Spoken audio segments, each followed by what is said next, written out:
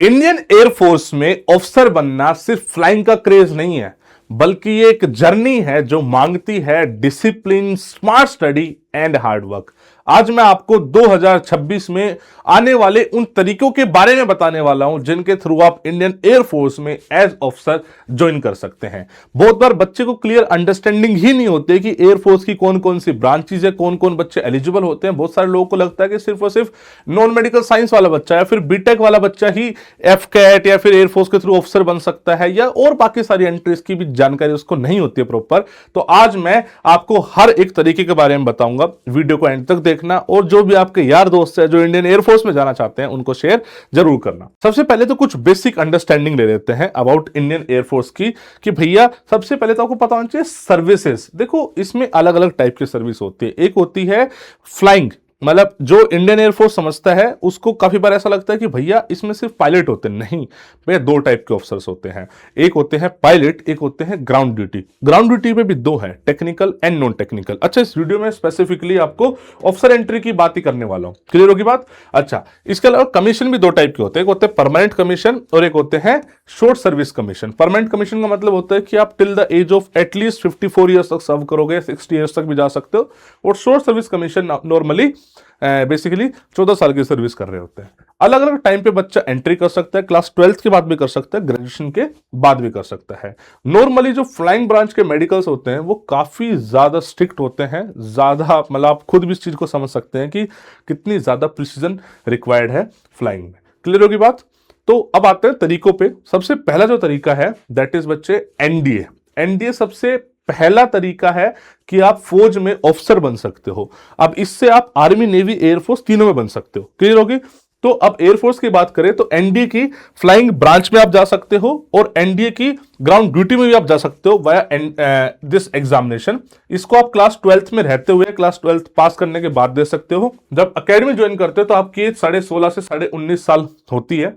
ठीक है, और इसकी एक कंडीशन ये है कि अगर आपको एनडीए के थ्रू जाना है एयरफोर्स में तो आपके पास 11th-12th में फिजिक्स और मैथमेटिक्स कंपलसरी है, यानी नॉन मेडिकल साइंस वाला बच्चा जाता है। पहले इसमें रिटन एग्जाम होता है, फिर एसएसबी होता है। अगर आपको फ्लाइंग के लिए जाना है तो सीपीएसएस होता है, और उसके बाद अल्टीमेटली आप फाइनल मेरिट लिस्ट में आते हो। क्लियर होगी? कमीशन टाइप की परमानेंट कमीशन है। ठीक है, दूसरा आता है बच्चे एफकेट। एफकेट की भी अलग अलग मतलब वैरायटी है। तो सबसे पहले बात करते हैं एफकेट फ्लाइंग ब्रांच की। तो इस एग्जाम को बेसिकली इंडियन एयरफोर्स कंडक्ट कराता है, एफकेट एग्जाम को अलग अलग वेंडर्स के थ्रू।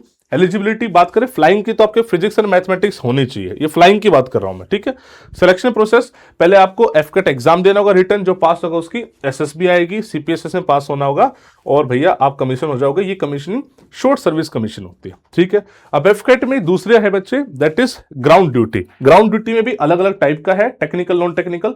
सबसे पहले टेक्निकल की बात कर लेते हैं, जिसमें इंजीनियरिंग ग्रेजुएट चाहिए होता है। ठीक है, इसमें मैकेनिकल, इलेक्ट्रिकल, इलेक्ट्रॉनिक्स से ब्रांच होती है। Again process is same, AFCAT exam दोगे, एसएसबी दोगे, सारी चीजें। इसके बाद आती है ground duty non technical.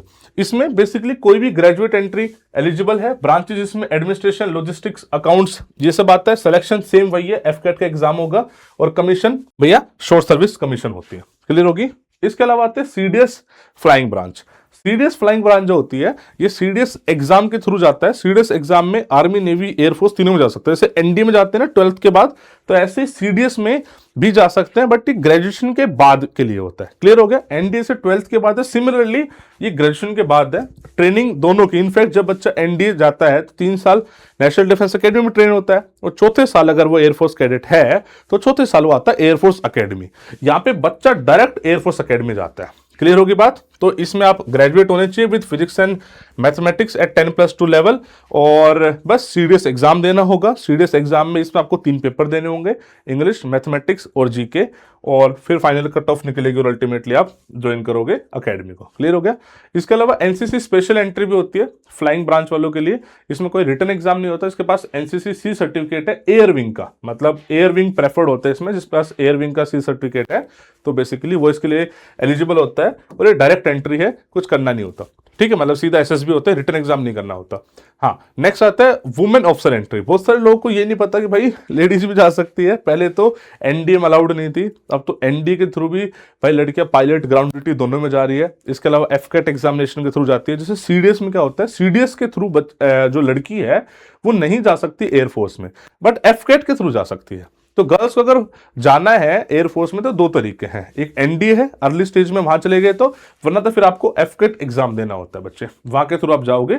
NCC special entry के थ्रू भी आप जा सकते हो, जो मैंने बताया ना, लेकिन उसमें वैकेंसी बहुत कम होती है तो थोड़े से इश्यूज आते हैं। ठीक है, तो एफकेट बेस्ट होता है ग्रेजुएट लेवल पे। तो मतलब ये फाइनल टेक अवेज है मेरी तरफ से। मुझे ऐसा लगता है जहां पे जो वैकेंसीज अवेलेबल है ना, वो आपको अवेल करनी चाहिए। दूसरा, भाई एयरफोर्स में जाना है, एयरफोर्स में जाना पैशन है, वो सब ठीक है, बट अगर बाई चांस उसी पैरेलल टाइम पे आपके पास दूसरे भी ऑप्शंस है जिसमें एयरफोर्स नहीं है, मान लो आर्मी है, तो वहां के लिए भी अप्लाई करना चाहिए। फौज तो फौज है ना, सर्विस हर जगह, और वहां पे रह के भी आप दूसरे जगह के एसएसबीज दे सकते हो, तो कोई ऐसी दिक्कत वाली बात है नहीं। ठीक है भैया, तो wish you all the best. फिर भी कोई डाउट, कोई परेशानी है तो कमेंट सेक्शन में बताइएगा। हम हर एक एंट्री की तैयारी आपको कराते हैं और इंडिया में हाईएस्ट सिलेक्शन रेशो भी क्लेम करते हैं। ठीक है, बाकी कोई जानकारी चाहिए तो कॉन्टैक्ट कीजिएगा। जय हिंद, जय भारत।